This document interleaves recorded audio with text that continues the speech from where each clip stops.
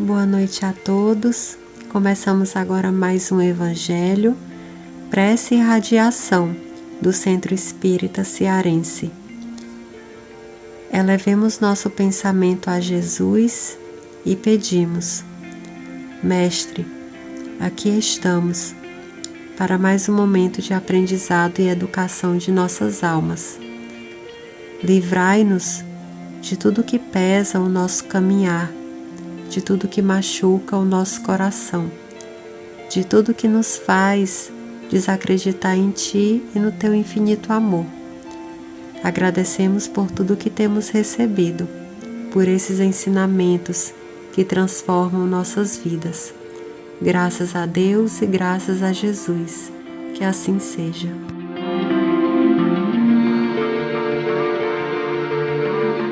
Olá, amigos! A leitura de hoje do nosso Evangelho segundo o Espiritismo é do capítulo 11, Amar o próximo como a si mesmo, item 15, Caridade para com os criminosos.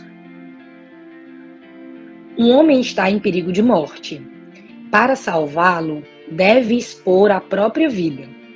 Mas sabe-se que é um malvado e que, se escapar, poderá cometer novos crimes. Deve-se, apesar disso, arriscar-se para o salvar? Essa é uma questão bastante grave e que pode naturalmente apresentar-se ao espírito. Responderei segundo o meu adiantamento moral, desde que se trata de saber se devemos expor a vida mesmo por um malfeitor. A abnegação é cega, socorre-se a um inimigo. Deve-se socorrer também a um inimigo da sociedade, numa palavra, a um malfeitor. Crede que é somente a morte que se vai arrebatar esse desgraçado? É talvez a toda a sua vida passada, porque pensai nisso, nesses rápidos instantes que lhe arrebatam os últimos momentos da vida, o homem perdido se volta para a sua vida passada, ou melhor, ela se ergue diante dele. A morte talvez chegue muito cedo para ele. A reencarnação poderá ser terrível. Lançai-vos, pois, homens, vós que a ciência espírita esclareceu, lançai-vos, arrancai-o ao perigo. E então, esse homem que teria morrido injuriando-vos, talvez se atire nos vossos braços.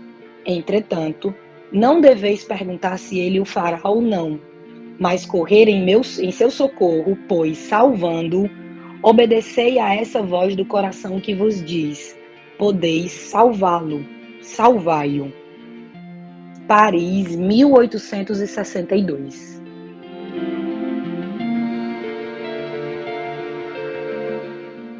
Boa noite, amigos. O Espírito Lamennais faz uma reflexão bem importante e não tão comum. Por isso que é importante a gente observar. Quando ele coloca o exemplo, um homem está a perigo de morte e para a gente salvar deve expor a própria vida, mas aquele homem é mau, ele prejudica a sociedade, será que a gente tem que salvar?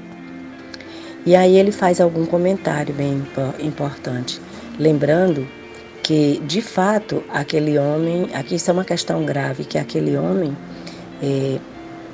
é um inimigo da sociedade, né? É um inimigo de todos, mas talvez a morte, naquele momento, poderia arrebatá-lo e ele deixaria a sociedade livre. Mas aí Lamennais questiona, mas o que nós aprendemos, né, com a ciência espírita? Aprendemos que devemos obedecer à nossa voz do coração, que diz que a gente pode salvar. Se nós pudermos salvar, salvemos. Ele pode até se resignar a partir daquele ato de bondade e se transformar. Mas se isso não acontecer, não compete a nós fazermos nenhum julgamento.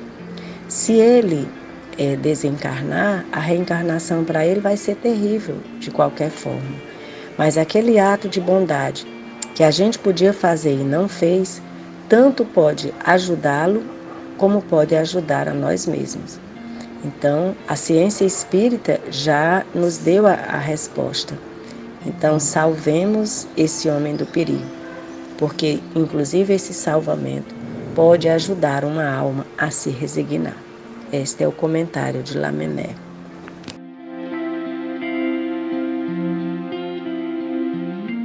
Olá, caros irmãos e irmãs, elevemos agora os nossos pensamentos ao alto em oração, buscando uma sintonia profunda com a fonte criadora que nos emana continuamente amor, paz e tranquilidade.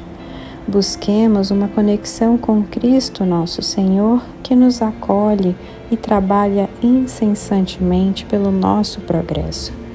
Pedimos a presença em nosso ambiente dos bons espíritos que protegem nesse momento nossos lares para repelir qualquer força deletéria no processo de fluidificação da água.